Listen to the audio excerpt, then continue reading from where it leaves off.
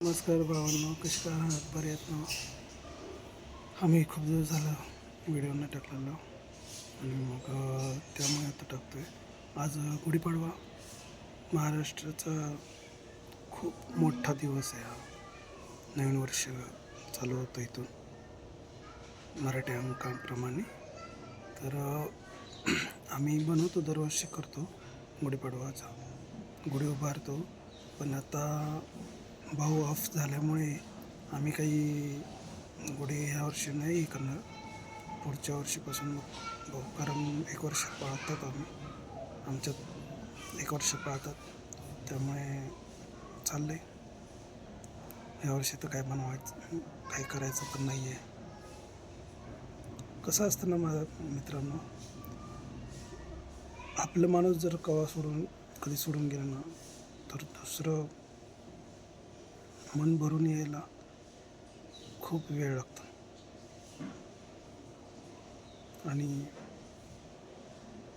त्यामुळंच खूप थोडंसं आम्ही दुःखातच आहे.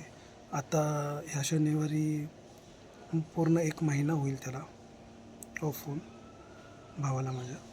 सगळ्यात छोटा भाऊ होता आणि वाईट तर वाटतं. भाऊ, भले आपण भावाशी बोलत नसेल, काही नाही, पण एक आधार म्हणून एक भाऊ महत्त्वाचा असतो. कारण तो शेवटपर्यंत आपल्याला साथ देणारा असतो. पण आता नशिबाच्या पुढे आपण काही करू शकत नाही. त्याचा साथ इथंपर्यंतच होता.